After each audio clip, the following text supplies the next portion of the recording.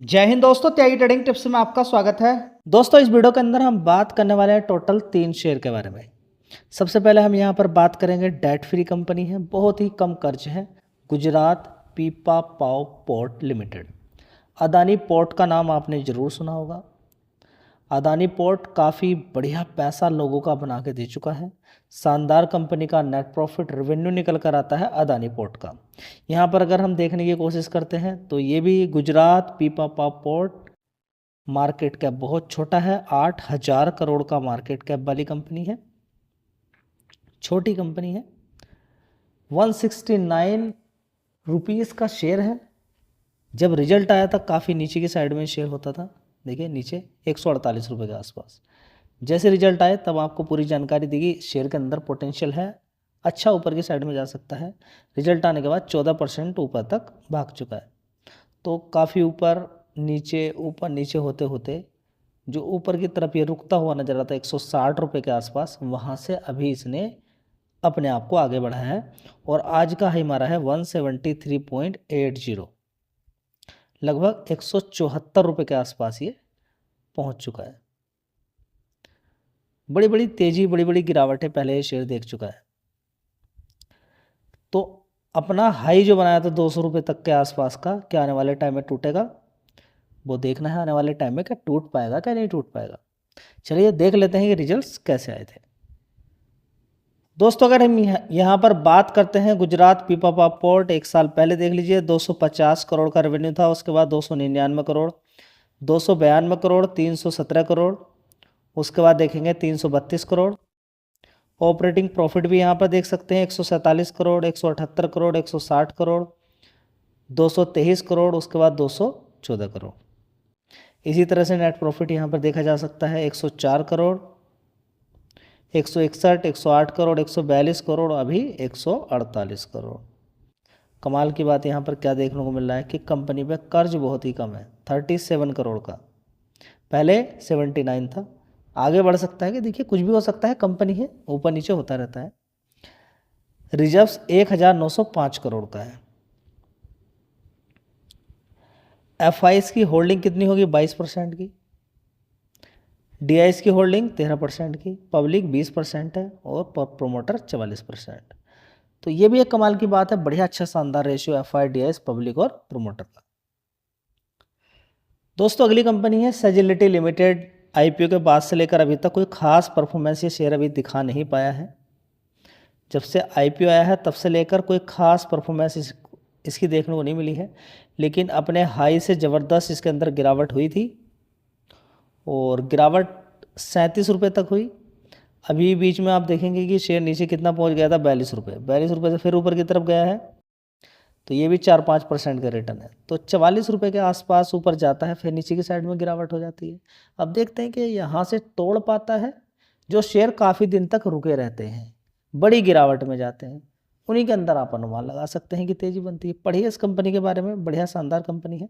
20,000 करोड़ का market cap है, लेकिन विदेशों से इसका ज़्यादा रेवेन्यू निकल कर आता है। कोई टैरिफ वाली बात या फिर ग्लोबली कोई दिक्कत परेशानी होती है तो इस कंपनी पर उसका असर देखने को मिल सकता है। 1 साल पहले अगर देखने की कोशिश करते हैं तो जून क्वार्टर में 1,539 करोड़ का रेवेन्यू आता था, उसके बाद 1,658 करोड़, उसके बाद 1,971 करोड़, उसके बाद 2,024 करोड़, उसके बाद देखेंगे 1,963 करोड़। ऑपरेटिंग प्रॉफिट की अगर बात करते हैं 346 करोड़ था, अभी 415 करोड़, उसके बाद 511, 485 करोड़ और 438 करोड़। नेट प्रॉफिट 149 करोड़, उसके बाद 251 करोड़, 268 करोड़, 258, अभी 217 करोड़।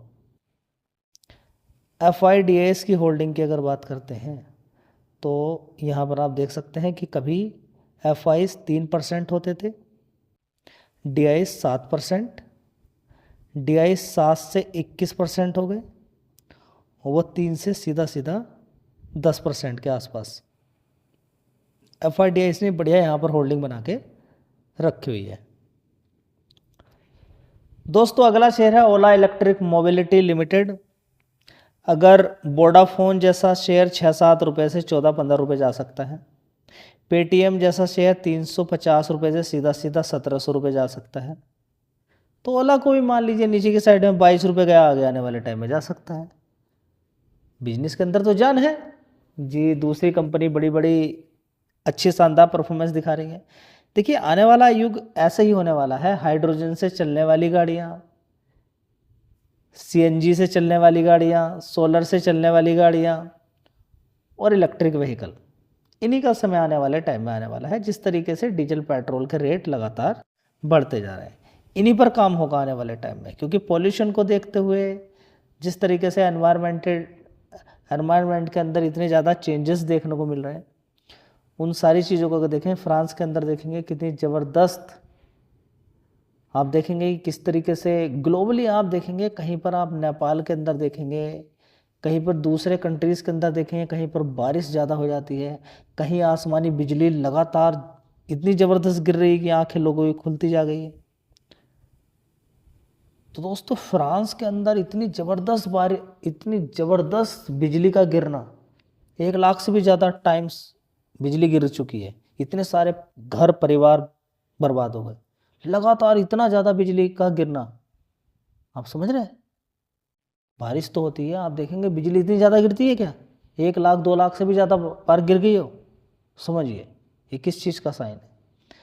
तो इन्हीं सारी चीज़ों को देखते हुए इलेक्ट्रिक व्हीकल का आगे आने वाले टाइम में समय देखने को मिल सकता है। और दूसरी बात, ये कंपनी क्या काम कर रही है, ये अभी सरकार ने ही बोला है कि हम 2032-35 तक 32 तक इसी तरीके से आगे क्या देते रहेंगे, सब्सिडी देते रहेंगे इलेक्ट्रिक व्हीकल को। और दूसरी बात अगर देखें तो कंपनी बैटरी भी बनाती है, घर के लिए भी बैटरी इस्तेमाल अगर कोई एनर्जी स्टोरेज करना चाहता है तो कर सकता है अपने घर में, जिस तरीके से आपके घर में बैटरी होती है।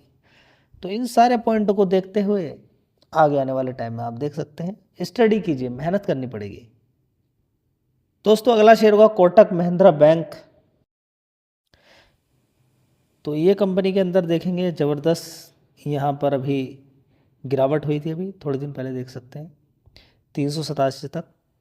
तो बड़ी गिरावट वाला अगर आप शेयर ढूंढ रहे हैं तो कोटक महिंद्रा बैंक आपके लिए बढ़िया हो सकता है। लेकिन ये कितने रुपए के आसपास काम, 1 शेयर के बदले में 5 शेयर दिए थे इस बैंक ने।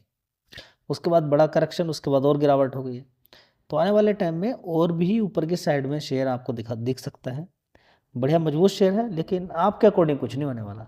आप जिस समय चाहेंगे उस समय शेयर नहीं भागेगा, भागेंगे शेयर लेकिन अपने हिसाब से। दोस्तों अगला शेयर होगा AWL एग्री बिजनेस लिमिटेड। 201 रुपये का भाव है। अदानी ने काफ़ी शेयर इसके अंदर बेच दिए हैं, अब सारा AWL एग्री बिजनेस लिमिटेड के पास ही आ चुका है। अदानी एग्जिट हो चुका है यहाँ से। 26,000 करोड़ का मार्केट कैप वाली कंपनी, ये वही कंपनी है जो IPO के अंदर इतनी ज़बरदस्त तेज़ी इसने दिखाई। यहाँ पर आप देख सकते हैं 800 रुपये तक शेयर पहुँच गया था और आज की डेट में 201 रुपये के आसपास मिल रहा है। मजबूत शेयर है, मार्केट कैप भी कम है 26,000 करोड़ का। लेकिन जब तेज़ी बन जाती है तब सारे शेयर हमें याद आते हैं कि आखिर मैंने क्यों नहीं खरीदा वो शेयर। गिरावट पर खरीदिए, नहीं तो भूल जाइए। दोस्तों अगला शेयर होगा बैंक ऑफ महाराष्ट्र। बढ़िया शानदार फंडामेंटल है। अभी भी देखिए नीचे की साइड में गिरावट हुई थी इसके अंदर, ये देखिए कितनी गिरावट हुई थी, 78 रुपीज़ तक पहुंच गया था। 78 रुपीज़ से यहाँ पर 9.5% का रिटर्न इसने बना के दे दिए। तो देखिए बैंक ऑफ महाराष्ट्र में FD करने से अच्छा है कि नीचे बड़ी बड़ी गिरावटें हों, उससे अकॉर्डिंग काम करें। ठीक है, फंडामेंटल 1 नंबर के हैं। कई बार ये जब ये 40-45 रुपये के आसपास था तभी मैं आपसे बोलता था कि ये शेयर रुका हुआ तो है, लेकिन फंडामेंटल तो कुछ और ही बोलते हैं। आज की डेट में यहाँ पर है, काम करना है गिरावट पे खरीदिए, तेज़ी में खरीदने से कोई फ़ायदा नहीं है। ये कुछ शेयर्स थे, इन पर आप ध्यान लगा सकते हैं। रिकमेंडेशन किसी भी शेयर की नहीं होती है, गिरावट पे खरीदना होता है, SIP करनी होती है, लंबे समय तक इंतज़ार करना होता है, तब जाके पैसा बनता है। और किसी को बहुत जल्दी कॉल पुट इंट्राडे, तो 45 लाख खाते बंद हो चुके हैं, लोग निकल चुके हैं, ट्रेडर बर्बाद हो चुके हैं। 45 लाख खाते बंद होना ट्रेडर का, 93% लोग बर्बाद होना कॉल पुट के अंदर। जाओगे? कोई नहीं जाएगा। इसलिए आराम से काम कीजिए। धन्यवाद।